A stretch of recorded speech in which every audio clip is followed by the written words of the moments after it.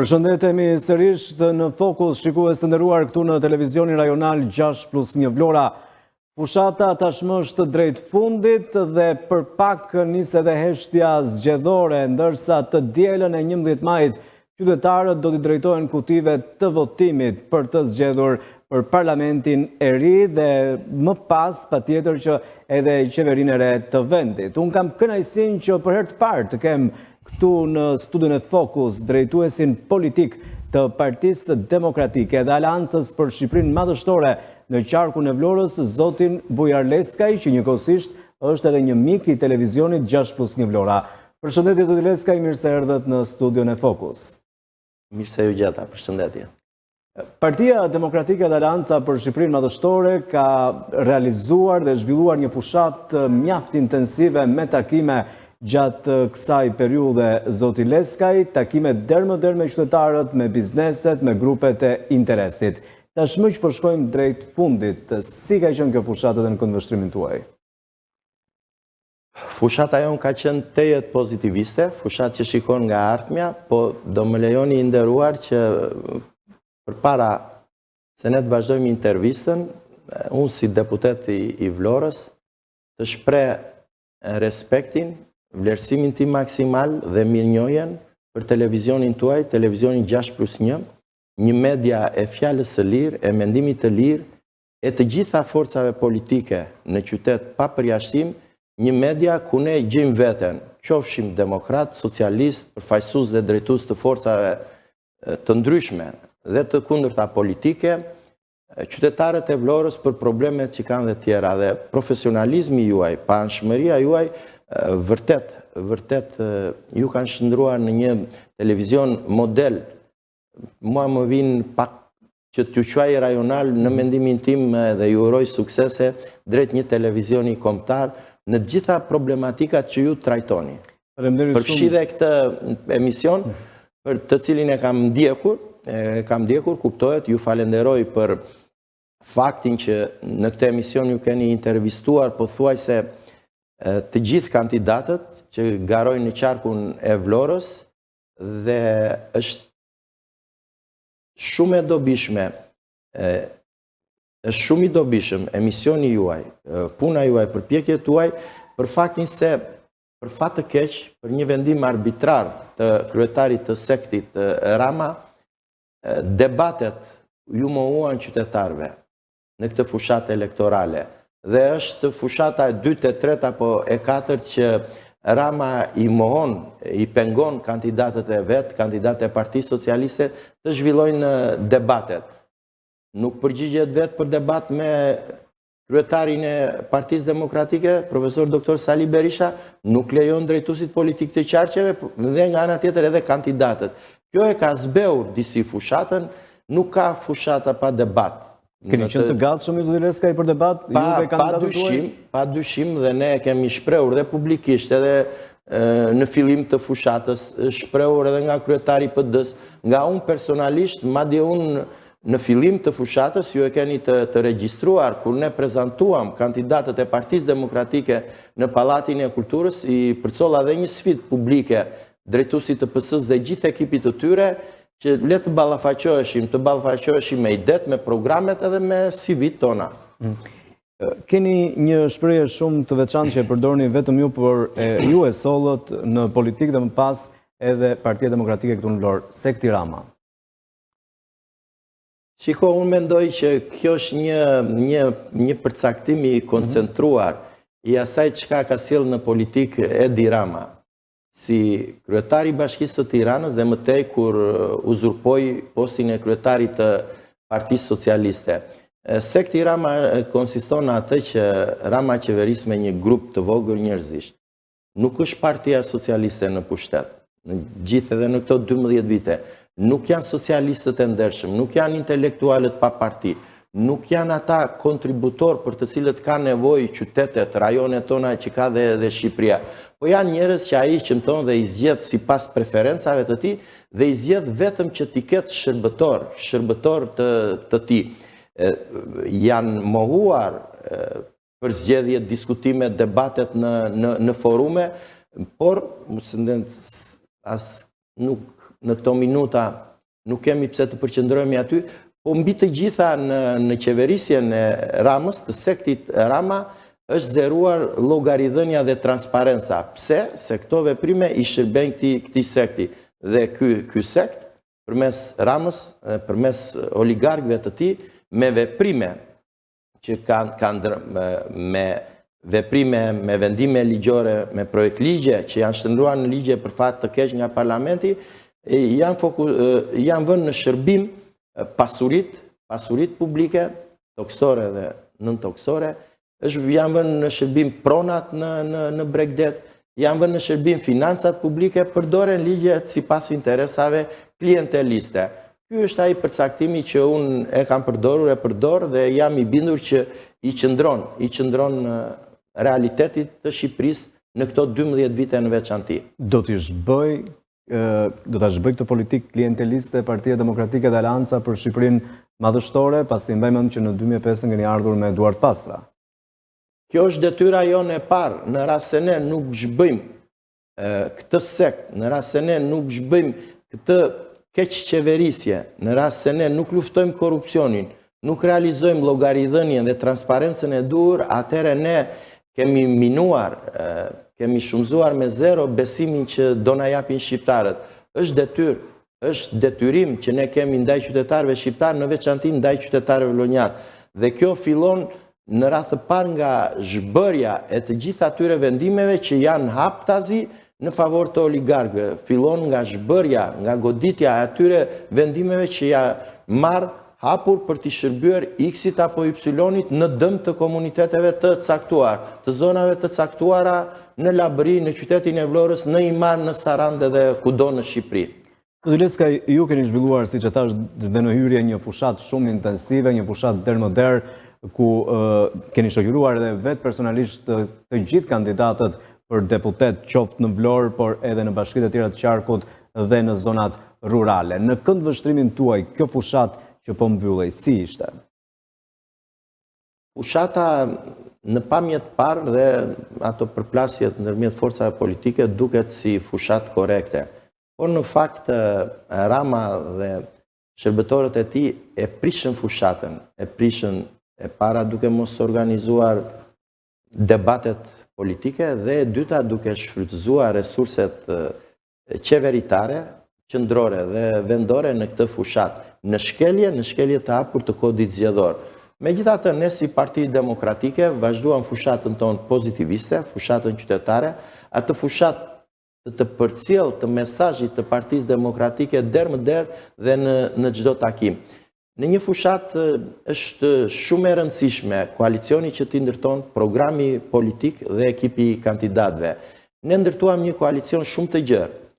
Koalicioni ynë mund të ishte edhe më i gjerë, mund të ishte dhe akoma më solid, por janë pengesat, janë deformimet që Rama i bëri kodit zgjedhor me të ashtu quajturit deputetët e kërpëratave në 2020-ën, janë ato pengesa 2023-shin, janë pengesa në cilën Rama i detyroi një pjesë të partive politike, disa me makinacione, disa nga nevojat e tyre pragmatiste apo duke parë interesin e ngushtë të tyre që të garojnë veçmas. Në fakt, ne ndërtuam një koalicion i cili duke patur si bosh qendror Partinë Demokratike kap një spektër të gjerë. Nga një parti e qendrës së majtë si Partia Agrare Ambientaliste, te partitë të djatha, Partia Republikane, partitë e tjera që veprojnë në Shqipëri, në veçanti një parti me tradita historike si Partia e Ballit Kombëtar, pra është një koalicion që u flet shqiptarëve, një koalicion që në programin e vet, pra koalicioni Aleanca për Shqipërinë Madhështore, realizoi të gjitha ato objektiva që këto parti kanë patur në vite, për sa i përket qëndrimit ndaj pronës, qëndrimit ndaj ekonomisë, politikat e ndryshme ekonomike dhe më kryesore politikat sociale. Programi ynë, programi i koalicionit PD-HM, është një program gjithëpërfshirës. Unë mund ta quaj një program integral që i rok të gjitha fushat e jetës dhe i kap të gjitha shtresat. Është një program që kthen atë vëmendjen e dur, e cila për fat të keq në këto 12 vite është zhvendosur drejt oligarkëve, e kthen këtë vëmendje tek shtresat në nevojë, tek pensionistët, tek fermerët, tek qytetarët. Jo më kot, ne kemi zgjedhur brenda programit 4 vjeçar një paket 100 ditore, të cilin e kemi quajtur paketa e dhëmsurisë, dhe jo më kot kemi vendosur në qendër përcaktimin e minimumit jetik. Përcaktimi minimumi jetik 200 euro, sjell më vonë që nuk do të ketë pension nën 200 euro. Pra automatikisht dhe pensionet të afërmve tanë, banorëve të qarkut të Vlorës, që kanë punuar në kooperativat bujqësore apo në forume tjera, në institucione tjera, do janë pensione jo më pak se 200 euro. Personat me aftësi ndryshe, apo me aftësi të kufizuar, do kenë këtë minimum jetik të përcaktuar 200 euro. Do të kenë pensionistët 200 euro plus 20% sipër. Do të kenë dhe ata personat kujdestar që kujdesen për personat me aftësi ndryshe. Pra do ketë një përqendrim, një orientim të politikës drejt kësaj politike sociale, të cilët vendet europiane, të cilën e kanë me kohë, e kanë të sankcionuar për krajen e shtresave në nevojë, e cila bën që programi të jetë lehtësisht i adoptueshëm, i përshtatshëm dhe të jetë program që mirëpritet nga qytetarët shqiptar. Ju kujtoj këtu që 20%, sipas të dhënave të Institutit Evropian të Statistikave, Eurostatit, po të konfirmuara dhe nga Instati, 20% e popullsisë shqiptare jetojnë nën kufirin minimal të varfërisë, me më pak se $6 në ditë. Dhe ne këtë e kemi prekur. Unë ju kujtoj vlonjatëve zona të tilla si zona e Longjës apo banor në zona të caktuara të Vlorës. Dhe 40% e popullsisë rrezikohet të bjerë në këtë nivel. Në rast se ne nuk do ta zhvendosim fokusin, vëmendjen tonë kryesore drejt këtyre politikave, rrezikonte që ky numër të vazhdojë të thellohet, plus fakti i jetesës në kufi minimal të varfërisë apo në rreziku të kalimit në këtë kufi minimal, dhe politikat antikombëtare që kanë ndjekur Rama kanë bërë që emigracioni është rritur me një ritëm galopant, dhe tani ne nuk flasim dot për emigracion normal, po është përdoret termi shpopullimi i Shqipërisë, përdoret termi hemorragji kombëtare. Në arkun kohor të 12 viteve, Ramës i kanë ikur 1.090.000 shqiptar. Çka është një medalje e zezë e turpit e këtij kryeministri, e kësaj mazhorance, e kësaj qeverie, e këtij sekti, të cilës nuk kanë si t'i shpëtojnë. Historia flet sot, flet mbas 5 vjetësh, mbas 10 vjetësh, mbas 20 vjetësh do analizohet, dhe ky është një nga veprimet më antikombëtare të këtij sekti. Do ta ndalë programi ynë, të vazhdoj se devijova këtu, programi ynë që është programi plot, përfshi dhe politikën tonë për sa i përket taksës së shesh, politikës së inkurajimit dhe mbështetjes së biznesit të vogël, biznesit të mesëm, dhe atë biznesit të madh, që nuk është molepsur në këtë korrupsionin e sektit të Rama, është një program që u shërben qytetarëve shqiptar, i shërben zhvillimit të Vlorës, i shërben zhvillimit të Shqipërisë. Dhe fakti që ne në 100 ditë e para do ndërmarrim hapa krucial të rëndësishëm të këtij programi, është një erazi, një provë e parë që ne kemi me qytetarët shqiptar. Programi, koalicioni programi, shoqërohet me një ekip kandidatësh, kandidatë të cilët, kandidatët e listës hapur në veçanti, janë kandidatë dinjitos, janë profesionistë, janë kandidatë që përfaqësojnë spektrin politik që unë përmenda, nga Qendra e Majt deri tek e djatha, janë kandidatë përfaqësues të partive politike, të shtresave të caktuara shoqërore me profesione të larmishme.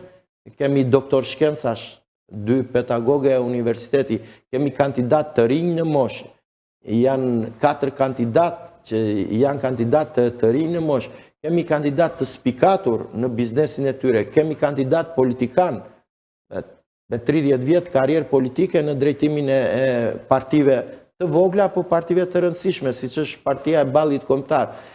kemi përfaqësues nga të gjitha krajinat dhe zonat e Vlorës, e qarkut të Vlorës, kandidatë të cilët përfaqësojnë dhe partinë PD-jun, partinë e të nderuarve çamëve të Shqipërisë, që janë në Shqipëri, që janë AIKA e jonë, ne kemi 3 kandidatë. Kemi kandidatë të cilët dhe karierën në partinë politike e kanë zhvilluar në mënyrë të natyrshme, kanë mbi 20 vjet, 25 vjet që vazhdojnë karierën në parti politike. Pra janë kandidatë të qëndrueshëm. Për më tepër, u zgjodhën përmes një procesi të hapur, procesi teje demokratik, siç ishte procesi i primareve. Pra janë kandidatë të zgjedhur nga demokratët, të zgjedhur nga qytetarët, të përzgjedhur nga forcat politike dhe jo si kandidatët që i vendosi Rama në momentin e fundit, në minutat e fundit, me ato ekstravagancat e tij. Pra te PS-ja nuk zhvillohet një karrierë normale, karrierë politike, që duhet ta zhvillojnë intelektualët e rinj, po nuk është çudi që në momentet e caktuara gjithë ata e presin dhe për fat keq kanë ulur edhe kokën edhe qafën, o ka ta ndisen në shërbëtor të rëndomt, presin atë emërim që i bën Rama, atë emërtim që i vendos Rama dhe shumë individ me të kaluar të dyshim. Kandidatët e Partisë Socialiste janë emëruar, nuk janë përzgjedhur përmes një procesi apo të prezantuar apo propozuar nga strukturat? Shiko, unë këtu në këtë intervistë të shkurtër nuk dua të flas për kandidatët e Partisë Socialiste, mua më vjen keq se janë shërbëtor të rëndomt të Ramës. Edhe ai është minusi më i madh dhe është fatkeqësia e tyre në këtë kandidim. Dhe janë kandidatë që ai përdor për një radhë dhe për të kaluar radhën. Ne mund të futemi këtu dhe të analizojmë qëndrimin me deputetët e legjislaturës së mëparshme apo qëndrimin me figura të tjera, por nuk mendoj unë duhet të jetë kjo objekti i intervistës sonë, është në të drejtën tuaj. Zoti Leska, ju thatë se vendi është populluar gjatë qeverisjes së Ramës. Ka një program Partia Demokratike si do t'i kthej emigrantët që kanë ardhur dhe kanë ikur nga vendi ynë? Vlora madhështore, Shqipëria madhështore nuk mund të realizohet në rast se ne nuk kthejmë emigrantët, pjesë më të madhe të tyre, që të kenë mundësi të investojnë në Shqipëri, të vazhdojnë të zhvillojnë jetën e tyre në Shqipëri. Dhe në programin ton, për kraja e emigrantëve, duke filluar nga fakti që cilido familje emigrant mund të vinë në Shqipëri, të investoj dhe për 5 vjetë është i përjashtuar nga taksat, plus bonuset, suportet e ndryshme që qeveria dhe pushteti do japi për ta, plus zhvillimet e zonave të caktuara, plus politika fiskale që ne do ndjekim, është hapi kryesor. Është hapi kryesor ku ne mbështesim gjithë filozofin tonë.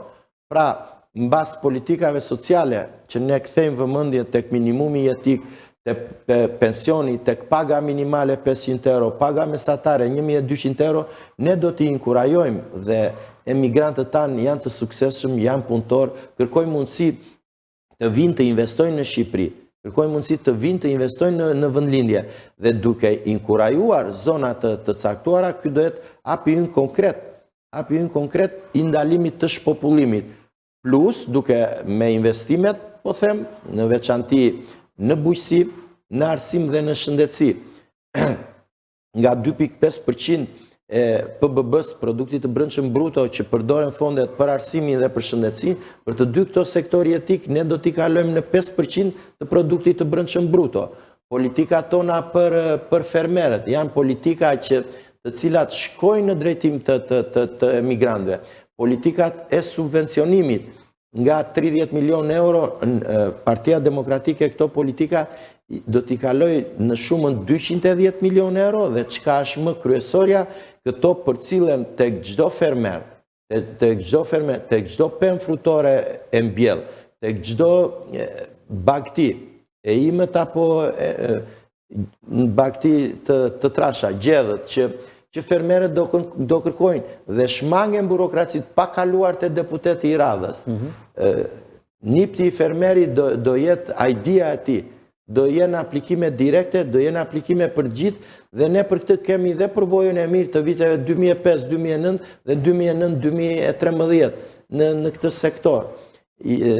Emigrantët, në fakt, duhet të jenë aji resursi math, aji ambari math, që dhe për ata specialist dhe drejtus të mesëm dhe të lartë në administratën tonë shtetërore. Një pjesë e tyre janë shkolluar në perëndim, kanë kulturën perëndimore në biznes, në drejtim, në administratë, për të cilën ne kemi nevojë. Do jenë një shtyllë e fortë. Se rëndësishme është vota e emigrantëve, zoti Leskaj? Dhe a keni ju mbështetjen Partia Demokratike dhe Alianca për Shqipërinë Madhështore? A do ta marrë votën e emigrantëve?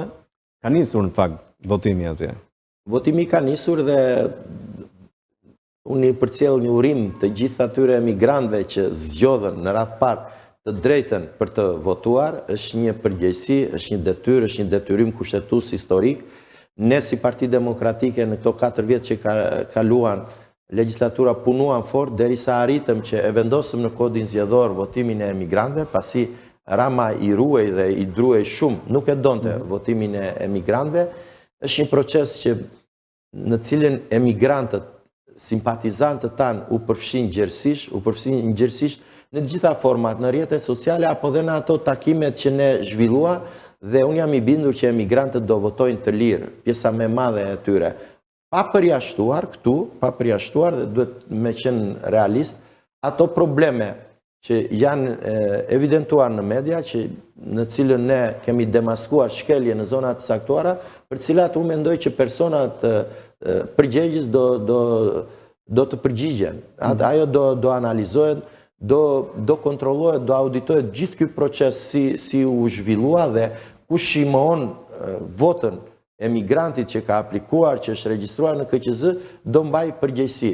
Do mbaj përgjegjësi duke filluar nga drejtuesit e KQZ-s, personat që kanë kontraktuar për të kryer shërbimin e postës, e përcjelljes së votës të shtëpitë e emigrantëve, por edhe ata drejtues të Partisë Socialiste që mund të kenë dhe kanë interferuar me ato të dhëna që ne kemi. Megjithatë, vota e emigrantëve në shumicë do jetë në favor dhe në dobi të Partisë Demokratike, të progresit. Nuk mund emigrantët të votojnë një kryeministër që i zbojnë nga vendi i tyre. Nuk mund emigrantët të votojnë një kryeministër i cili nuk përqendrohet, nuk fokusohet në problematikat e tyre. Dhe emigrantët, ashtu si gjithë shqiptarët, e kanë të qartë. Janë përballë një program dhe një antiprogram, se nuk mund ta quajmë program këtë të Ramës. Është përballë një program i plot i Partisë Demokratike, që e thot me etapa, me faza, ku do ndrysh, si do ndrysh, çfarë do kryej, dhe është një antiprogram, do thoya, apo një fake program, është më saktë, i Ramës që ose plagjon ato që ka deklaron Partia Demokratike, që ka deklaruar që në fillim në gjitha takimet, bizetimet, forumet, debatet ku kandidatët e Partisë Demokratike, kryetari i Partisë Demokratike ka marrë pjesë, ose Rama përcakton disa objektiva dhe të cilat i shtyn në 2030-ën. Ajo është një tallje, cinizëm tipik i Ramës me shqiptarët. Gjithmonë programet fliten për një periudhë 4 vjeçare, kohë të cilën përcakton dhe kushtetuta dhe ligji për një mandat. Zoti Leskaj, si janë pritur kandidatët tuaj të Partisë Demokratike dhe Aleancës për Shqipërinë Madhështore në takimet që kanë zhvilluar me qytetarët? E para njerë dhe që ishte një gur i fort i vendosur, mirë, ishte përzgjedhja e tyre dhe pritja në strukturat e partisë dhe të gjithë partive aleate të koalicioni, ishte shumë e mirë. Dërsa në takime me qytetarët, me banorë të Vlorës, të rrethinave të Vlorës, banorë të Selenicës, me qytetarë, me fermerë, edhe të qyteteve të tjera të qarkut të Vlorës, kandidatët tanë janë pritur shumë mirë dhe janë pritur nga njerëz të lirë.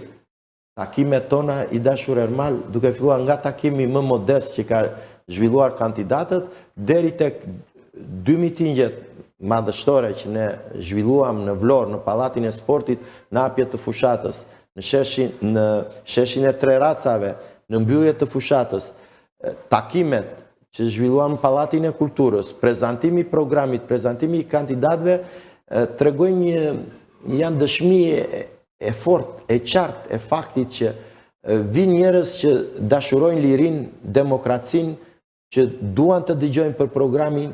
Kemi një pjesë me cilën dhe kemi debatuar për programin, po kemi debatuar, kanë kërkuar emigrantët, qytetarët, vlonjat, më falni, po edhe emigrantët në takime që kemi zhvilluar, që në Greqi dhe në Itali, që si do ta realizoni këtë, ku do t'i gjeni këto fonde, si do kaloni te minimumi jetik, po tek roga minimale 500 euro. Shumë e drejtë kjo, si do t'i bëni këto? Këto ne e kemi shumë të përcaktuar, edhe në program, është dhe me detaje, fonde dhe mundësit janë në buxhetin e shtetit. Më kryesorja njerë është vendimi politik që ne kemi marrë, që përmenda pak më parë. Ne do të zhvendosim vëmendjen drejt pensionistëve, armatës së 720.000 pensionistëve, drejt personave me aftësi ndryshe, me aftësi të kufizuara që nuk ka mundësi, drejt atyre personave që jetojnë në niveli minimal të varfërisë apo rrezikojnë të kalojnë këtë nivel dhe pastaj nga përcaktimi i kësaj shume, i këtyre ndërhyrjeve apo suporteve që ne do t'i bëjmë fushave që unë përmenda më sipër, ne do të vazhdojmë me hartimin dhe miratimin e buxhetit të shtetit. Dhe kuptohet, një armë e fortë jona do të jetë lufta për kundër korrupsionit. Një armë e fortë jona do të jetë fakti që tani rrugët që do prokurohen në Shqipëri nuk do të jenë me çmimet aktuale, ku oligarkët përfitojnë çmime të rrugëve në Shqipëri janë 8 deri në 10 herë më të larta se në Perëndim, se në Kroaci. Zonat të caktuara, autostrada, apo të gjitha këto punët publike të Ramës. Ne vetëm nga këto kritere që do vendosim këtu, vetëm nga thellimi i llogaridhënies dhe i transparencës do të arrim që të sigurojmë të gjitha fondet e nevojshme, plus politika tona për taksën e shesht. Janë një sër veprimesh, të cilat janë të qarta në programin ton, ne i deklarojmë shumë haptas, pa e kujvok, sidomos programin 100 ditëve. Raporti i parë me shqiptarët ne kemi programin e 100 ditëve. Është një gjë, administrata lartë, administrata mesme, punët që realizon një forcë politike apo një koalicion kur vinë në pushtet, në radhë parë mbështeten në programin që ti ke deklaruar dhe mbështeten fuqishëm në parimet më të mira të qeverisjes së mirë. Në radhë se ne do t'i arrim, dhe unë e kam besimin e plot që do t'i arrim, t'i realizojmë këto parime të mirë qeverisjes, aty do jetë dhe burimi ynë kryesor.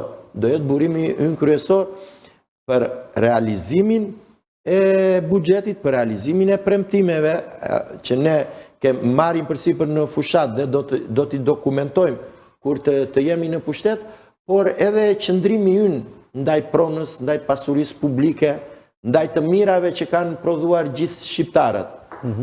Çdo ditë edhe më tepër shqiptarët po e kuptojnë. Ne kemi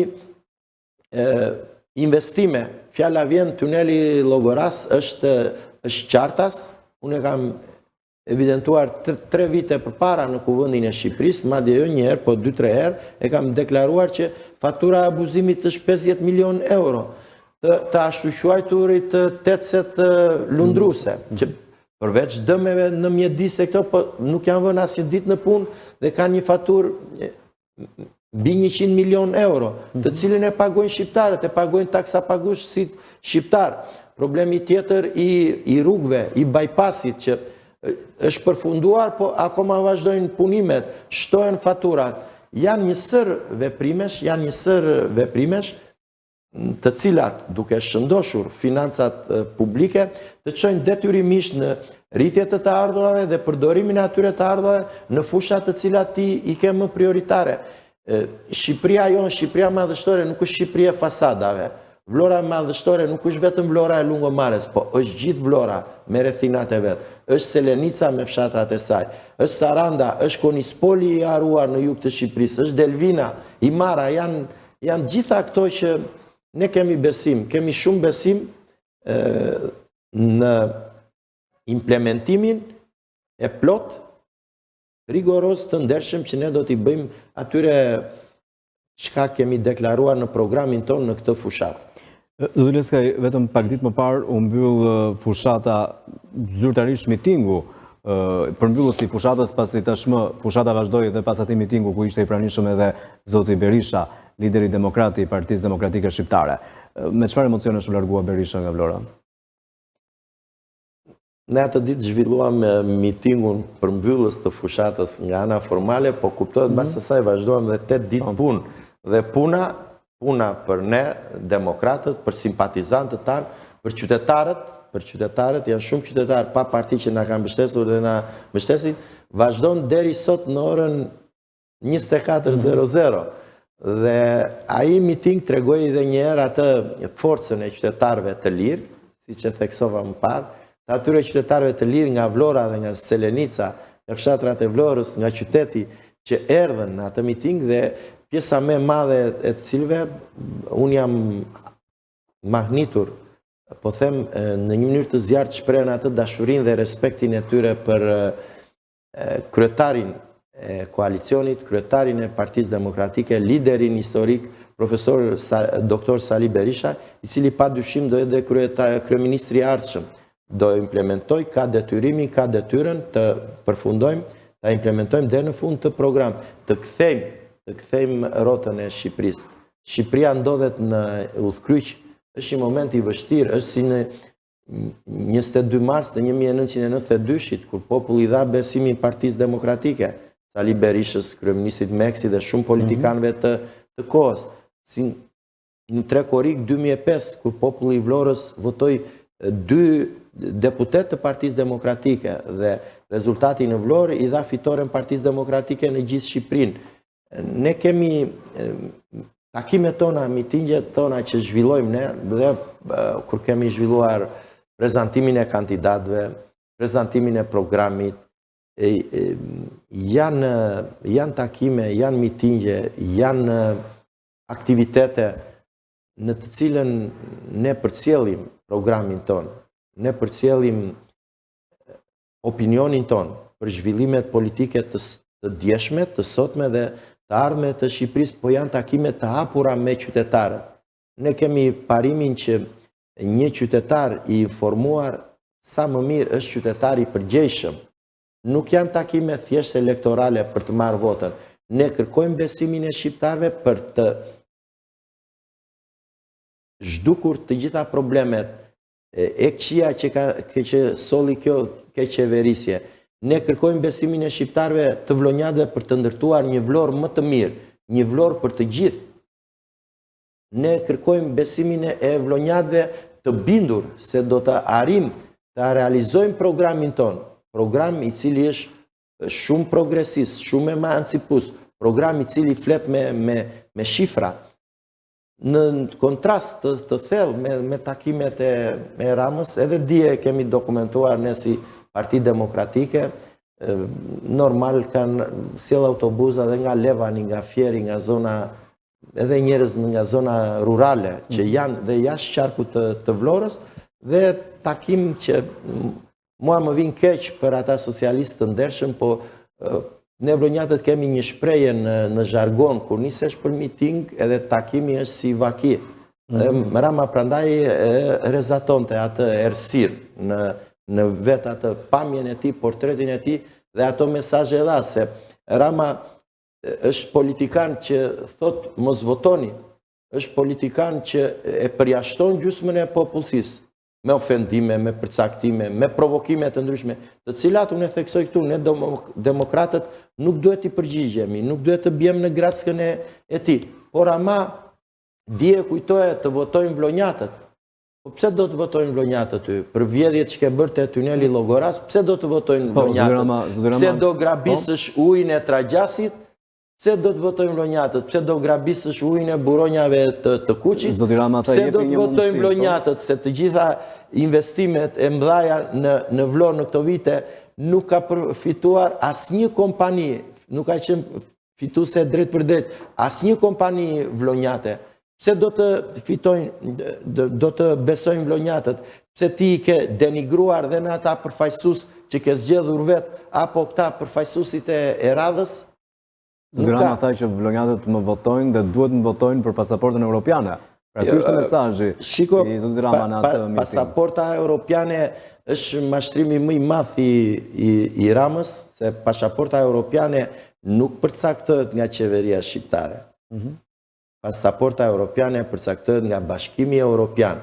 Po kur ti do të pastrosh parat, kur përmes operacioneve, Rama ka dashur në këto vite dhe ata ja ka ndërprer, kur ti nuk i plotëson kushtet, nuk i plotëson kriteret, nuk ka si ta marrësh antarësimin në BE. Dhe kjo nuk varet nga Rama, po kjo është pasoj e mitomanisë që Rama ka krijuar në këto vite, kuptohet edhe me suportin e Sorosit apo dhe ndërkombëtarëve të tjerë. Nuk e jep Rama pasaportën europiane. Pasaportën europiane e japim vendet e BE-s, politikanët e BE-s dhe ne shqiptarët jemi të ndërgjegjshëm që do ta marrim këtë pasaportë kur të plotësojmë të gjitha kushtet. Pasaporta europiane e Ramës, jam i bindur më vonë nga humoristët, do trajtohet si nga mashtrimet më të mëdha që një politikan ka bërë në Shqipëri. Nuk e mbaj mend emrin, flitet për ka qenë një mashtrues në Tiranë që ka shitur Saatin e Tiranës. Po emri nuk e kujtoj se. Zdeneska, i ka vullnetin Partia Demokratike ta çojë Shqipërinë në Bashkimin Evropian? Padyshim, padyshim. Marrëveshja e stabilizim asociimit është firmosur në 2006 nga Partia Demokratike, kryeministri Berisha, padyshim, dhe ajo është aspirata kryesore e gjithë shqiptarëve. Studentët në dhjetor kur u ngritën, ata që themeluan Partinë Demokratike, sloganin e parë kishin ta bëjmë Shqipërinë si gjithë Europa. Të gjitha protestat, të gjitha mitingjet e mbështetjes në favor të Partisë Demokratike janë bërë me këtë slogan. Kjo ka qenë ëndra jonë, kjo është ëndra e atyre ishte përndjekur politik që përbëjnë shtyllën kurrizore të Partisë Demokratike, që kanë vuajtur në burgjet e komunizmit. Kjo është ëndra e studentëve të dhjetorit, është ëndra e atyre që e rithemeluan Partinë Demokratike në 97-ën. Të gjitha ata demokrat që e mbështetën edhe procesin e rithemelimit, një proces i vështirë, se Partia Demokratike u godit nga një grupim mafioz, Soros, Rama me Gonigal. Sot po dalim më qartas faktet. Dhe po, ne do punojmë, po do punojmë me gjithë shqiptarët, do punojmë dhe me opozitën, që jam i bindur do jetë Partia Socialiste, po kuptohet e pastruar nga Rama dhe nga sekti ti. Se dhe Partia Socialiste, në bazë 12 vitesh, ka nevoj për një pastrim të vetëm. Po, ne do të realizojmë të. Ne do të realizojmë, po gjithmonë duke qenë të hapur, transparent, të ndershëm me shqiptarët. Ne bashkë me shqiptarët, ose thënë ndryshe, shqiptarët do të realizojnë dhe do të meritojnë pasaportën europiane. Nuk të fut njëri në BE për batutat, për logjet e kavajës që përdorë Rama në takime me të huajt. Dhe ju e shikoni se si tani kanë filluar forume të rëndësishme të huaja, kanë bajtur qëndrimet e dura ndaj tentativave korruptuese të Edi Ramës. Unë dua t'ju përcjell një gjë qytetarëve shqiptar. Rama nuk shpëton dot nga fakti që FBI-s i rekrutoi një oficer të lartë, madhor, si me Gonigali. Ka ndodhur këto ngjarje në FBI dhe në CIA, po gjithmonë këto rekrutime kanë ardhur nga shtete të tilla si Rusia, Kina, shtetet të mëdhaja, e të tjera që mos të përmend tu, mos të kaloj dhe unë si gjithologët. Po nuk ka ndodhur në një vend i vogël dhe një kryeministër si Rama. Unë këtë e kam deklaruar 3 vjet para në Shqipëri. Nuk i shpëton Rama ati ndëshkimi në atë suaz korupcioni që u fut. Që u fut dhe dokumentoj. Ai operacion ka qenë i drejtuar dhe suporti ka qenë nga Sorosi, po e ka Rama me Gonigalin faturën. Edhe për nëngradën e zotit Berisha? Padyshim, ajo është e qartë. Dhe tashmë nuk kemi një nëngrata të zotit Berisha. Përgjigja e fundit që ka ardhur nga përfaqësuesit e departamentit të shtetit është shumë e qartë në këtë drejtim. Pavarësisht se si këta duan ta keq interpretojnë e kështu. Sot zoti Berisha, kryetari PD-s Sali Berisha, unë jam i bindur shumë shpejt, mbas fitores do shkojnë në Amerikë. Dhe nuk është rastësi nuk është rasti dhe strategu i fushatës, Krisla Sivita, një person që ka qenë shumë afër Trumpit në fushatën e tij, është në fushatën tonë.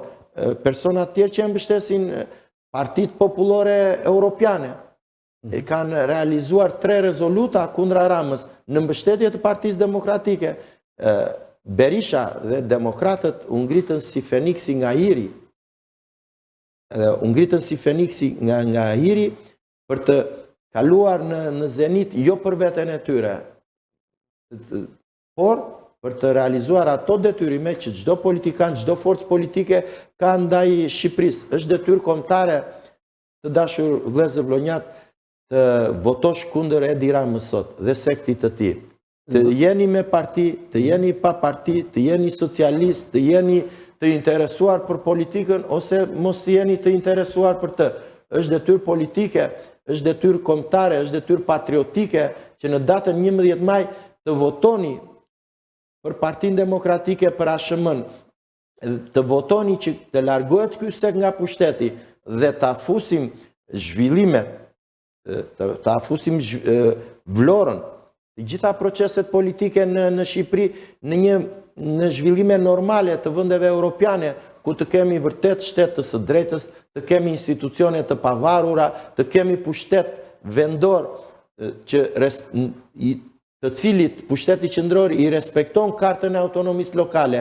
Të gjitha këto janë shkelje të Ramës. Ne kemi 4 vjet që punuam edhe u përpoqëm dhe kërkuam dhe mirë kuptimin e deputetëve socialistë dhe në zë e gjenim për ndarjen e re territoriale administrative.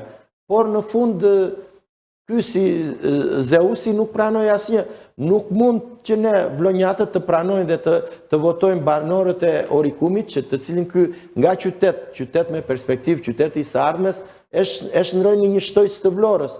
Vlora ka nevojë për bashki të reja, ka nevojë Orikumi të jetë bashki, Novosela të jetë bashki, ka nevojë krijimin e bashkisë Samantja në Vlorë, krijimin e bashkisë në Ksamil. Është vetë zhvillimi, është potenciali. Do të rishikoni reformën territoriale? Pa asnjë diskutim dhe madje do përpiqemi dhe do punojmë fort edhe me opozitën, se ajo kërkon një numër më të madh votash se sa ne do jemi mazhorancë. Por atë kemi aksion politik dhe është aksion që i shërben zhvillimit të Shqipërisë, nuk bëhet për interesat tona. Dhe mbi gjitha, kryeministri i ardhshëm i Partisë Demokratike, gjithë pushtetarët do respektojnë kartën e autonomisë lokale, pavarësinë e pushtetit, dhe ne do punojmë e pushtetit vendor. Ne do punojmë me këtë pushtet vendor, duke i suportuar në projekte për zhvillimin e Vlorës, të Selenisës, pavarësisht objeksioneve që ne kemi për drejtuesit e tyre, pavarësisht qëndrimeve, po themi, në rast se ata kanë shkelur ligjin, do mbajnë llogari, do japin llogari, në rast se ata kanë kryer veprime korruptive, do përgjigjen penalisht. Por këto janë drejtuesit qendror, nuk është kjo për masën e madhe të drejtuesve dhe të punonjësve në administratë. Zoti Leska, ju veç një lidhje respekti keni edhe një lidhje shpirtërore me zotin Berisha. Si vlerësoni rikthimin e tij? Dhe është një rikthim i fuqishëm, se zakonisht rikthimet janë të tilla. Rikthimi i Berishës është rikthim dinjitos.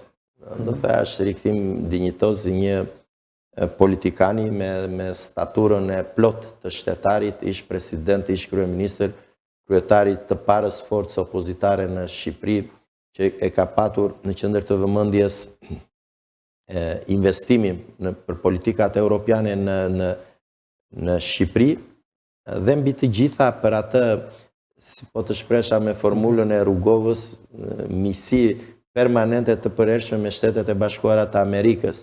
Në qeverisjen e Berishës, Shqipëria u fut në NATO, vazhdoi, kurse rikthimi ishte vitaliteti i tij. Si janë marrëdhëniet tuaja me zotin Berisha? Korekte, janë marrëdhënie korekte. E pranoi ai ftesën tuaj për një mbledhje në shtab pas mitingut, aty ku pati edhe një bashkëbisedim miqësor, pati një kafe që zoti Berisha konsumoi, ju i thatë që ne synojmë 6 mandate në qarkun e Vlorës? Po, natyrisht ajo ishte vlerësim për antarët e shtabit, për antarët e kryesisë dhe për gjitha aktivistët e Partisë Demokratike. Dhe Ai takim dhe aty ishte takimi hapur, po ta vreni me vëmendje, Berisha mbi 90% të takimeve të veta i ka të hapura për media. I ka të hapura dhe mesazhet që përcjell. Dhe Berishën e mbështetën të gjithë demokratët. Berisha në fund përcollaj mesazh të mitingu, i ka detyrim demokratëve, i ka detyrim qytetarëve të Vlorës, qytetarëve të Shqipërisë, që besimin e tyre ta kthej, që do t'i japi në 11 maj, ta përkthej në një qeverisje të ndershme, në një qeverisje bazuar në ligj, në qeverisje ku në plan të parë jetë llogaridhënia dhe transparenca. Dhe ne, dashur vëllezër vlonjat, unë do t'ju bëja dhe një apel. Mos bini në këto grackën e shpifjeve të rëndomta të një ekipi të ngushtë të patronazhistëve të Ramës që do vi PD-ja në pushtet dhe do eqi, po administratën. Si do t'jetë marrëdhënia juaj me administratën? Jo, marrëdhënia jonë do jetë korrekte, mbështetur në kornizën ligjore në fuqi, dhe unë i garantoj të gjithë specialistët e ndershëm, të gjithë punonjësit, të gjithë drejtuesit e rangut të mesëm, pse jo dhe të lartë, kush në atë pjesë e vogël, drejtues të lartë, po kanë shpëtuar që janë të pamolepsur, të pa infektuar, pa virusin e korrupsionit, do të qëndrojnë në detyrë, do vazhdojnë, ne do mbështetemi tek ata specialistë të shkolluar që do vinë nga perëndimi, do mbështetemi te njerëzit e ndershëm, do mbështetemi tek ligji, nuk vim me frymë makmarrëse. Nga kthimi i PD-s në pushtet, ka frikë vetëm Edi Rama, sekti i tij, ministrat e tij, ata që kanë përfituar, ata që kanë grabitur, oligarkët që janë të lidhur me të, njerëzit që janë përdorur kur kanë qenë në poste drejtuese, që kanë shkelur ligjin. Nuk ka, Vlora është e gjithëve, në Vlorë dhe ne do punojmë e do luftojmë si demokrat, të fitojmë besimin dhe ta ruajmë, ta konsolidojmë këtë besim tek qytetarët vlonjat, me politikat tona, me vendimet tona, me veprimet tona, me përditshmërinë tonë, me thjeshtësinë, me orientimin. Ne si Parti Demokratike i kemi bërë dhe një analizë SWOT, që quhet për institucionet publike të gjendjes, fuqi, dobësi, mundësi, kërcënim. Dhe janë ato analizat e brendshme që ti zhvillon, përsa i përket fuqisë dhe dobësisë, strength dhe weaknesses. Ne i dim të dobësit tona dhe po përpiqemi ti procent deri në fund. Edhe këtë nuk është koha këtu se mund të futem, po ama ne dim edhe forcën tonë. Kush është forca jonë? Ne dim forca jonë është se ne jemi një forcë politike pro-perëndimore mbështetur mbi parime më të mira të demokracisë, një forcë politike që ka kontribuar për demokracinë në Shqipëri, për shtetin ligjor, për ekonominë e tregut, dhe një forcë politike e cila reflekton mbi gabimet. Mund të gabosh, po duhet të përmirësohesh. Ne mbështetemi te djemt dhe burrat e ndershëm të Shqipërisë, dhe ne do t'i mbështesim të gjitha shtresat e Shqipërisë, duke filluar nga personat me aftësi ndryshe, e theksoj këtë, se kam shumë dëshirë ta theksoj, dhe për faktin që kam miq të shumë nga ky grupim, deri tek pensionistët, nga qytetarët tek fermerët, nga ata që duan të kthehen në Shqipëri, te ata që duan të përmirësojnë arsimimin e tyre, zhvillimin e tyre, prosperitetin e tyre. Dhe ne, duke qenë një forcë politike që kemi përgjegjshmërinë për votën që do marrim, për besimin që do marrim, ne jemi të bindur që duke përcjell dhe kushtin e parë që i vendosim vetes, plotësimin e atij programi të 100 ditëve të para që e kemi quajtur paketë e dhimbësurisë, ne mendoj unë që jemi shumë të qartë dhe të thjeshtë për të votuar nga shqiptarët. Një pyetje thjesht që i bën çdo qytetar vetes, që unë do votoj këtë forcë politike njëshin, Partinë Demokratike, Aleancën për Shqipëri Madhështore, e cila e konfirmon në programin e vetë që në 100 ditë do realizoj 1, 2, 3, 4, 5 problematika, apo do votoj këtë që ka 12 vite dhe thot se do t'i bëj unë vitin e 5, vitin e 6, kur dhe mandati është 4 vite. Pra, kemi e bardha me të zezën, e bardha janë antiteza të plota, e bardha është Partia Demokratike, është pastërtia, është transparenca, e zeza janë gjitha ato si veprimet dhe vendimet që ndërmerë Rama. Rastet më flagrante janë këto vendimet e grabitjes të ujit. Apo politikat falso, ato lajme që janë edhe për të qeshur, si përurimi i djeshëm i aeroportit, e tjera. Sot shkuan një grup të rinj që me iden që do udhëtonin jashtë shtetit në Europë, e gjetën aeroportin mbyllur. Edhe rruga nuk shkonte, ishte gjoli, ishte kjo, ishte ajo.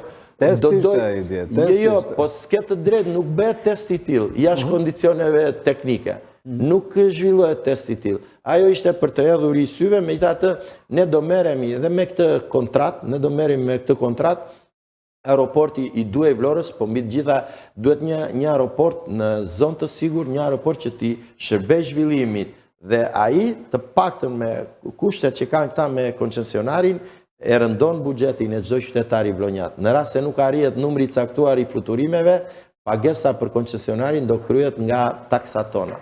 Po besoj do kemi rast ta trajtojmë në. Po, zoti Leskaj, këto ditë të fundit, por edhe gjatë fushatës, keni realizuar një strategji tjetër të fushatës tuaj, atë të denoncimeve. Keni denoncuar disa investime që i cilësoni si asfalt elektoral. Se janë vërtet, mendoni se janë asfalt elektoral, apo janë investime të parashikuara në buxhetin e bashkisë? Shprehjen asfalt elektoral ne kemi mësuar nga qytetarët vlonjat dhe qytetarët e banorët e Selenicës. Kështu që ato vërtet janë investime të tilla, janë sa për të kaluar radhën, dhe unë kam një dilemë tek vetja ime, si këta drejtuesit e lartë të dy bashkive, konkretisht unë në Vlorë, po edhe bashkitë e Saranës e tjera, që si mund të ndërmarrin veprime të tilla që janë aptazi në kundërshtim me kodin zgjedhor. Kodi zgjedhor i ndalon këto veprime. Dhe duhet të jesh ose i paditur, të jesh ignorant, nuk besoj drejtuesat të tillë të jenë kaq ignorant, ose duhet të jesh shumë guximtar që ti kundërvihesh ligjit. Dhe e treta dhe më kryesorja, këto investime që kryen për të kaluar radhën asnjëherë nuk janë të qëndrueshme. Asnjëherë nuk janë të qëndrueshme, se këto shiu më i parë kur të vi, apo kur shira më të rëmbyshëm që shkaktojnë përmbytje në qytetin e Vlorës, shkaktojnë pikrisht dhe nga kryerja e punimeve të tilla. Asfalti elektoral është kozmetik, është falsitet. Dhe çdo falsitet për më tepër në jetën ekonomike të një qyteti ndikon shumë, dhe janë vetë qytetarët që do t'i ndëshkojnë dhe për këtë falsitet, që këta duan të përcjellin në qytetin e Vlorës. Nga ana tjetër, ato kallëzimet tona janë përgatitur nga ekspert, janë mbështetur në denoncimet e qytetarëve, dhe si përgjigje që ne japim për qytetarët, si respekt, si vlerësim për shqetësimet e tyre, dhe unë besoj që organet e drejtësisë do t'i përcjellin deri në fund. Se këto hyn edhe tek ajo pjesa tjetër që dhe faktorët e jashtëm që kemi analizuar ne, që përmendëm më përpara fuqinë dhe dobësinë, që janë mundësitë dhe kërcënimet. Këta janë faktorë që janë nga ambienti i jashtëm, po themi nga partia në pushtet, apo nga forumet të tjera, pushteti qendror, pushteti vendor, tjera. Dhe kjo jam pjesë tek ato që kërcënime që këta përcjellin tek banorët, që fjala e vjen shkon, ne nisëm të investim, po humbëm ne, nuk do bëhet. Jo, do realizohet investimi dhe do realizohet më së miri. Kërcënimet që këta u bëjnë banorëve për qytetarëve vlonjat për votën. Vota duhet të meritohet me besim, jo me kërcënim, jo me kërcënimin e vendit të punës, jo me kërcënimin ti që je punonjës në administrat duhet të sjellësh 3 vota për PS-n, apo 5 apo 7 nga ata afërmit e tu që janë jashtë vendit. Se këto ngelet gjurëm në çdo aparat telefonik, ngelet gjurëm apo fotografimi i votës. sa vinë edhe do ndëshkohen, jo rasisht edhe mesajet në 2-3 ditët e fundit të ambasadës amerikane. Kanë qenë në këtë drejtim, shqiptar votoni të lirë, shqiptar mos i intimidoni, shqiptar mos e shisni votën, po mos e shisni votën që e thotë ambasada, kush e blen votën? E blen ai pushtetari, e blen ai i korruptuari, e blen ai që ka mundësi, se blerje vote është dhe ajo premtimi për vende pune, kërcënimi, shiko se po dole në mitingun e PD-s, po këta nuk ja kanë arritur. Sa do që i kanë intensifikuar kërcënimi e këtë periud, nuk ja kanë arritur. Ne kemi mbushur sheshet, ne kemi mbushur sallat, ne kemi përcjell mesazhin, ne kemi një forum rinor të mrekullueshëm. Djem dhe vajza të reja që në këtë 1 muaj gjysmë fushat kanë punuar pa pushim. Kanë punuar pa pushim si luftëtar të vërtet të dritës për të përcjell mesazhet e Partisë Demokratike në takimet, në debatet, në flet palosjet që shpërndajnë dhe vazhdojnë dhe sot, edhe tani që ne po bizetojmë, ne do shkojmë në Tiranë në mitingun përmbyllës, një grup i forumit rinor të Partisë Demokratike vazhdon të përcjelli mesazhet e Partisë Demokratike deri në orën 24:00 dhe ditën e nesërme ne respektojmë meshtjen zgjedhore. Por një grup të rinj, zoti Leskaj, ashtu si kundër ka thënë zoti Rama, prej 100 të rinj të Forumit Rinor të Partisë Demokratike janë bashkuar Partisë Socialiste. Sa vërtet është kjo? Më vin keq se më prishët që në intervistës, ata kanë qenë 3-4 veta. S'është për të folur, mua më vin keq dhe për ata të rinj që i përdori Rama, po kush i ka përdorur, në një kohë ata kanë patur aktivitet në Partinë Demokratike, në këto vitin e fundit nuk ishin aktivitet, po jo, si ishin, as 100, as 50, as 30, as 20. Ajo tregoj në fakt sa miran ishte Rama, se ti nuk mund ta bësh atë të përdorësh të rinj të tillë, të rinj antar të një forumi. Sikur dhe vërtet të ishte që të ishte larguar një pjesë, ata do shpallin platformën e tyre të tjera. Është një diçka në Partia Demokratike, është shteje demokratike dhe statuti Partisë Demokratike sa vine përmirësohet, statuti Partisë Demokratike ka mundësi dhe për fraksione, dhe për qëndrime, dhe për që, po nuk për mua është për të neglizhuar, për të ardhur keq, nuk kam asnjë koment.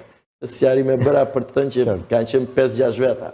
Zoti Leskaj, ju përveç se jeni një politikan me shumë eksperiencë, jeni edhe shkrimtar, jeni intelektual, dhe keni patur një risi të fushatës tuaj promovimin e librave. Kur këtë gjë ja prezentuat edhe zotit Berisha në takimin me shtabin, ai u entuziazmua dhe u kënaq me sa pash. Kjo fushat, në vendimet që ne morëm si kryesi e Partisë Demokratike dhe si shtab drejtues, ishte edhe kjo që ne të vazhdonim ato traditat më të mira të fushatave tona. Dhe përsa i përket shpërndarjes përcjelljes së librave, unë këtë e kam kryer në mënyrë shumë të plot në zgjedhjet e 2005-s, po dhe në 2021-shin dhe në 2023-shin.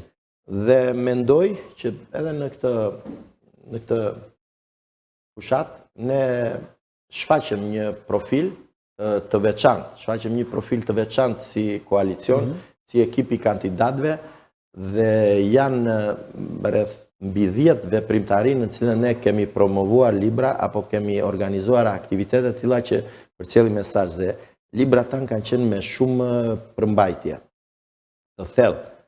Kanë qenë dhe libra artistik dhe publicistik të shkrimtares së shuar vlonjate Vilhelma Vranari Axhiraj në rastin e 8 marsit, libra që përcollëm në 23 prill, ditën e librit, studiusve vlonjat dhe jo vetëm, libra në cilin ne promovuam, një libër më të fundit të studiusit të shuar Ndriçim Kulla përsa i përket narkodiktaturës, dhe kemi promovuar në 2-3 vende, dhe veprën e poetëve dëshmor Wilson Bloshmi, Genc Leka, si dhe një monografi e plot që studiusi vlonjat i apasionuar në basë historisë dhe një luftëtar i përkushtuar i demokracisë, zoti Enver Memisha, e përgatiti për avokatin e shuar, Skënder Muço, një nga figurat kryesore të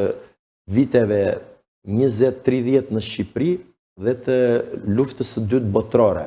një figurë e cila rezaton dhe duhet të njihet nga vlonjatët. Avokati Skënder Muço ka qenë dënuar në 32 nga Zogu për pjesëmarrje në organizatën e fshetë të Vlorës, ka qenë një zë autoritar në rrethet intelektuale të Vlorës, ka qenë nga themeluesit e Partisë së Ballit Kombëtar, në kryesinë e Ballit Kombëtar, themeluesi i Partisë Social-Demokrate së bashku me shkrimtaren e shuar Musine Kokalari dhe kryeredaktori i gazetës së saj Zëri i Lirisë, ka qenë pjesëmarrës në konferencën e Pezës, pjesëmarrës në konferencën e Mukjes, antar i Komitetit për Shpëtimin e Shqipërisë, dhe njëkohësisht ka qenë një zë i fortë në drejtimin e Ballit Kombëtar që insistonte dhe punonte së bashku me personalitetet të tjerë të shuar të Ballit Kombëtar si Hysni Lepenica, Safet Butka, Muharrem Bayraktari e tjerë, Abaz Elmeni, të vazhdonin luftën kundër fashizmit dhe nazizmit. Dhe për këtë gjë, nazistët e pushkatuan në gusht të 44-ës. Njëherë Aziz, avokati Skënder Muço, ishte dhe politikani kryesor, po themi, i nacionalistëve shqiptar, që ishte në lidhje me misionet anglo-amerikane në Shqipëri, që operonin veçanërisht në zonën e Orikum dhe Dukatit, dhe u ka propozuar, u ka përcjell atyre një projekt marrëveshje për pas luftës së dytë botërore, për një Shqipëri të lirë, për marrjen e Sazanit, për e tjera, dhe është një libër shumë dinjitoz, plus ditën e djeshme, unë përcolla në respekt atyre demokratëve që më kanë mbështetur, unë gjithë karrierën time ja dedikoj dhe u jam borxhli qytetarëve vlonjat që më votuan në 2005 dhe demokratëve që kanë punuar te shtabi i asaj kohe, dhe i përcolla 2 vëllime në cilat janë shkrimet dhe diskutimet e mia 2021-2022 dhe 2023-2025 deri në mars 2025, me një bindje, me një parim që kam unë që politikani, deputeti, zyrtari i lartë gjithmonë duhet ta stimuloj, ta inkurajoj transparencën në veprimeve të tij dhe të deklarimeve dhe të shkrimeve dhe të ideve të tij që përcjell në kuvend apo në vende të tjera, dhe mbi të gjitha ti shikoj qytetarët drejt në sy dhe mos të ketë turp nga ato që ka shkruar 3 vite, 5 vite apo 10 vite më parë, dhe këtë ja u jap këshill edhe politikanëve të rinj. Unë në këtë kontekst ju falenderoj dhe juve shumë për përcjelljen që u bëni diskutimeve të mia në kuvend, edhe deputetëve të tjerë, dhe është shumë mirë, ju jeni një dritare hapur, një forum i lirë, një institucion i veçantë, i konsoliduar, ju si televizion, një institucion i konsoliduar në qytetin e Vlorës dhe në rajonin e Jugut, dhe ju uroj sukses. Faleminderit, dhe kur e thoni ju këtë është do vazhdoj të shkruaj. Kryesorja është të jem në politikë, është e vështirë që të vazhdosh të qëndrosh edhe të shikosh njerëzit drejt në sy, po duhet të kesh ato parimet, kornizat që të drejtojnë. Dhe unë dëshiroj deri në fund të zbatoj atë një nga motot e Mitat Frashërit në dekalogun e tij moral, në punë kje për nder dhe lavdi të jesh shërbestar. Gjithmonë jam përpjekur të jem shërbestar i qytetarëve, i atij komuniteti të cilin problemet e cilit kam trajtuar ose kam drejtuar në periudha të caktuara. Është nder i madh të jesh deputet i Vlorës. Është privilegj i madh. Po të futesh në histori kush ka qenë deputet, dhe të gjithë ne deputetët këtë duhet të kuptojmë. Duhet të kuptojmë atë se duhet të jemi shërbestar të Vlorës dhe duhet të jemi më modest. Unë ja u them dhe kolegëve të rinj. Vlora ka me qindra me mira burra më të mençur se mua. Kjo nuk diskutohet. Miqtë, ju keni shumë mirë që të leskaj. Jo, ka më të mençur, ka më të ditur. Qoftë majtas, qoftë djathtas. Ka dhe më shumë demokrat. Pra jeni një politikan që i keni lënë vend vetës që të respektojnë qoftë majtas, qoftë djathtas. Shiko, Vlora ka në qindra me mira burra më të mençur se mua. Dhe zonja më të mira. Do të gjatë deputeti Vlorës. Jo, nuk do qëndroj gjatë, po ne kështu duhet ta kuptojmë. Ta kuptojmë që është privilegj të jesh deputet i Vlorës, është privilegj kur një forcë politike, një koalicion politik të vendos në listat e tij që ti kandidon, se e djathtat të gjithë deputetët i ka patur të shkëlqyer, po Po dhe Majta ka patur deputet karriere që kanë vazhduar karrierën normalisht. Rama i ka prishur këto, ka ndërhyrë në karriera ose ka stimuluar këtë servilizim pafësim, provokacionin, dëmëdhën, e mërton ai që X deputet thotë ky është i të djathës. Po ku e gjeti që është deputet i të djathës? Çfarë veprimesh ka kryer? X-i apo Y-i? Apo ka qenë i të djathës pse ka qenë 2 vjet drejtor kur ishte Partia Demokratike dhe kur Partia Demokratike ka kaluar në opozitë është larguar, nuk janë këto përcaktimet.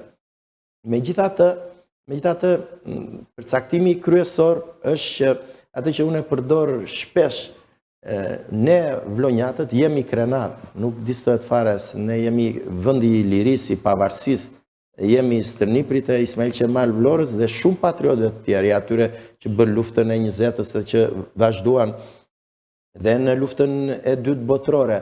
Ne jemi stërnipër të madhit Ali Aslani dhe që tjetë patriot sa ty. Sot në Vlorë Muzeun Kosova, në kod dhe në disa zonat tjera, quat Ismail Qemalin. Pak shumë pak kam bërë, duhet të bëjmë më shumë. Po, ne të kemi moto dhe duhet të kemi moto të gjithë ne politikanët vlonjat, të majtë dhe të djatë, të gjithë deputetët, të majtë dhe të djatë, dhe duhet të kemi atë moton e të madhit Ali Aslani, Vlorën edhe Vlorën thelpe kam në zëmër, ditën e kam dritë, natën e kam ëndër. E recitoj dhe Rama këto, në mitimu për mbyllës. Kur? Tani? Po, dje. E ka kopjuar. Rama ka përshqipjen e ka... Jo, unë e kam përmëndë që në 2005-ën, jo, nuk po... Kuptohet e drejtë autorit është Ali Aslani, këtë Ali Aslani ne citojnë të gjithë. Unë e kam pasur dhe u gurë të mirë se kur kam qenë djalë i ri në debat me një burr të nderuar të kohës, në debat të drejt për drejt, se Rama debatet ka shumëzuar me 0. Recitova nga Ali Aslani, po me shumë pasion, edhe kolegu që ishim kundërshtar, po u tregua shumë i respektueshëm. Po unë e kam si logo këtë dhe te webi im, bujarleska.com, të cilin e kam hapur qysh në vitin 2005 dhe e përdor shpesh.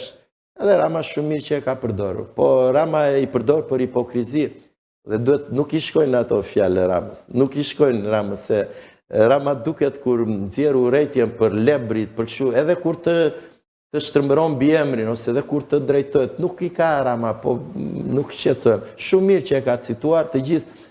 Unë kisha një rast të përdorja disa vargje të tjera të Ali Aslani, po tingëllonin shumë të rënda. Dhe nuk doja, jo se nuk doja të ofendoja më saktë ata që pak socialista, po nuk e di çfarë janë, që besojnë tek Rama. Edhe këtë si kryeminist, se ishin vargje që Ali Aslani i kishte në kontekstin kundër pushtuesve italian, që pavarësisht se edhe Rama është një lloj pushtues, vetëm është i veshur pak më ndryshe, ndonjëherë mban poture, ndonjëherë mban kështu që i përdor njerëzit. Është një pushtues që ka goditur demokracinë dhe lirinë në Shqipëri. Ne për ato kemi nevojë, dhe Vlora për ato ka nevojë, për liri, për demokraci, për hapësirë, edhe rrugët ky ka bërë sipas shijes së tij. Edhe ato pemët që ka mbjell. Ku e ku Rama, ku e ku i madhi Kristo Papajani, ajo dashuria për Vlorën, se nuk mbillet në bulevard çdo lloj peme që u shkakton qytetarëve alergji. Socialistët kanë cilësuar vizionar, socialistët. I ka vetëm veprimtari, fatura korruptive. Nuk mund një njeri të recitoj Ali Aslani dhe të denatyroj sheshin e flamurit. Të denatyroj sheshin e flamurit, të denatyroj përmendoren e pavarësisë, duke ulur lartësinë e këto, nuk... Megjithatë, unë jam i bindur për një gjë që vlonjatët tashme janë shumë të kthjellët, janë shumë të qartë.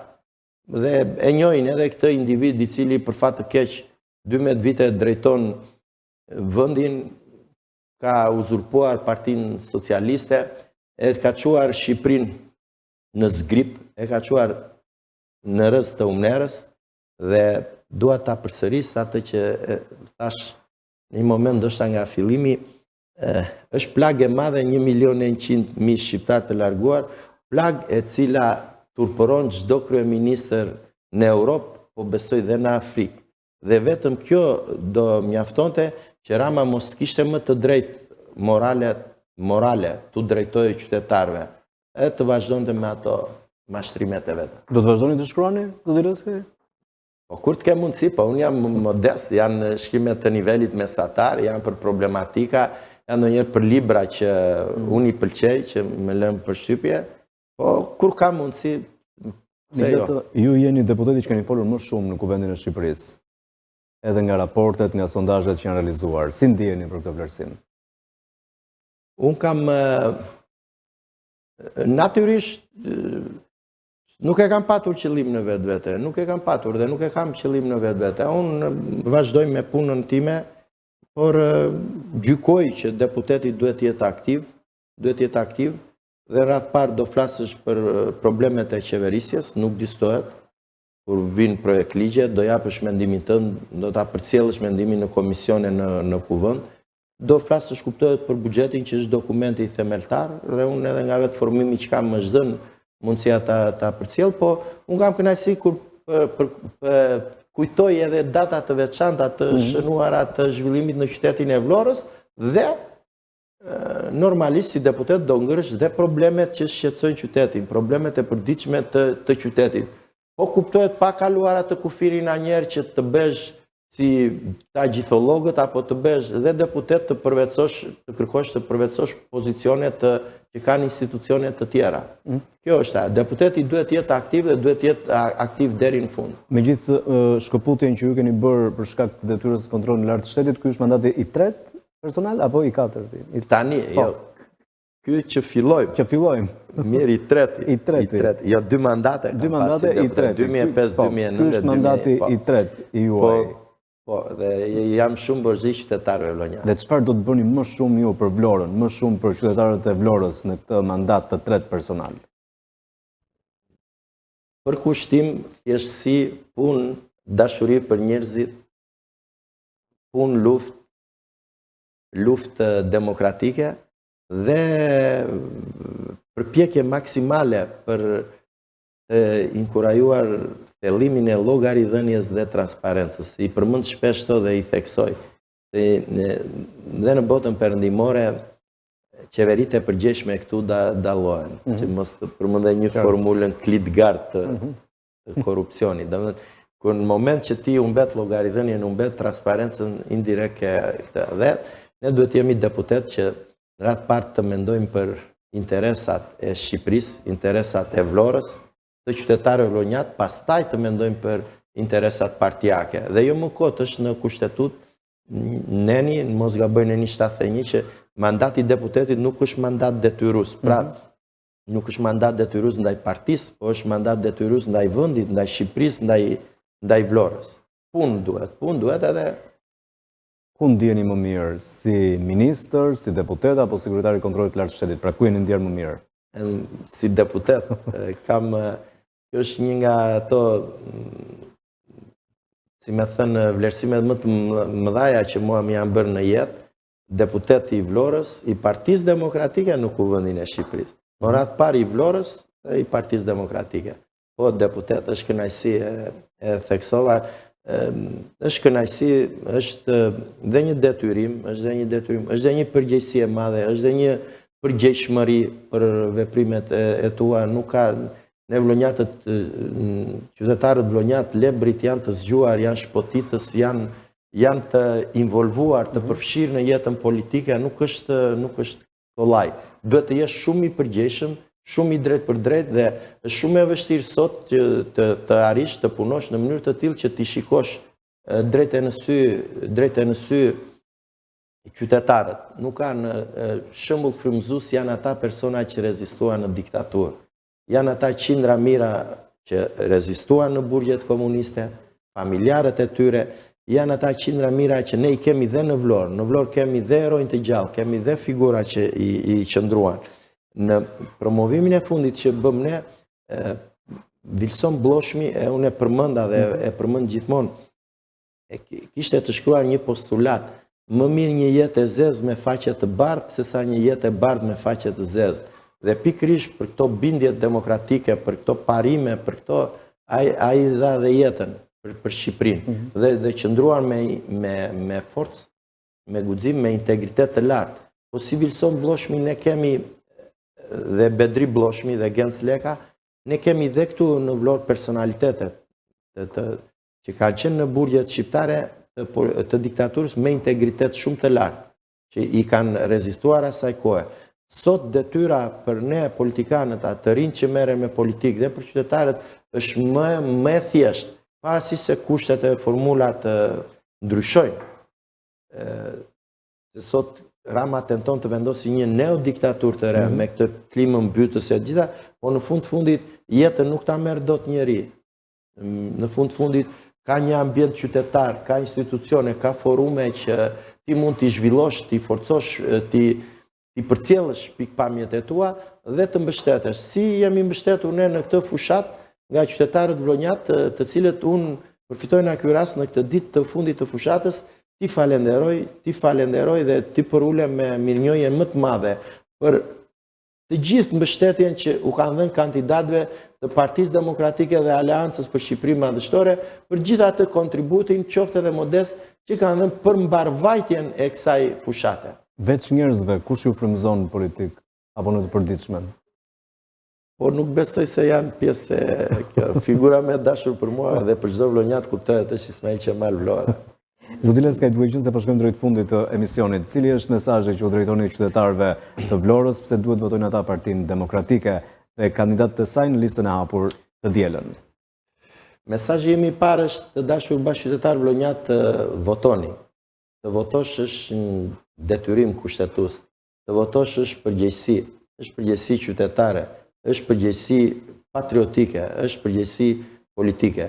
Votoni dhe mos u intimidoni, mos u friksoni, mos u kërcënoni nga askush, se vlonjati nuk e ka në tradit këtë. Dhe mesazhi i dytë është votoni progresin, votoni të ardhmen e fëmijëve të familjes tuaj të Vlorës, votoni për Vlorën Madhështore, për Shqipëri Madhështore, votoni Partinë Demokratike, Aleancën për Shqipëri Madhështore, numrin 1, dhe pastaj zgjidhni kandidatët që ju dëshironi, të bindur që përmes programit që PD-ja do të realizoj arrim atë që t'i kthejmë lavdin, shkëlqimin Vlorës edhe Shqipërisë. Zoti Leskaj, shumë kënaqësi që ishte me mua sot në Fokus, në televizionin 6+1 Vlora, ju mirëpres sërish dhe sa më shpesh si deputet në mandatin tjetër. Ne duhet të jemi dhe pak të kujdesshëm se ne si deputete përcjellim atë mesazhin tonë edhe në diskutimet në kuvend apo edhe në forume edhe në aktivitete të ndryshme. Dhe unë kam dhe një pikpamje time personale që nuk mund ta teproj me të dalë në media. Unë juve ju falenderoj, siç theksova edhe më parë, po ne nuk duhet ta teprojmë, se nuk mund, apo si bëjnë qeveritarët aktual, nuk mund në çdo rast vlonjatët të shikojnë, s'mund të dalësh sa ti të besh bezdi. Politikani, deputeti duhet të dali kur ka çfarë thot, duhet të deklaroj ato çfarë mendon, duhet të jetë shumë i përgjegjshëm, të realizoj ato që deklaron dhe të deklaroj ato që realizon. Apo siç e them unë thjesht në takime që bëj në zonën tonë, kudo në zonën tonë dhe në fshatrat më të thella, unë kam dëshirë dhe dua të jam i përkushtuar të bëj ato që them dhe them ato gjëra që do t'i bëj në të ardhmen. Faleminderit. Dhe shpresojmë të jetë kështu edhe në mandatin e ri që do të merrni pas 11 majit. Faleminderit, sukses të dielën. Faleminderit. Shikues nderuar, ishim me drejtuesin politik të Partisë Demokratike dhe Aleancës për Shqipërinë Madhështore këtu në Fokus, zotin Bujar Leskaj.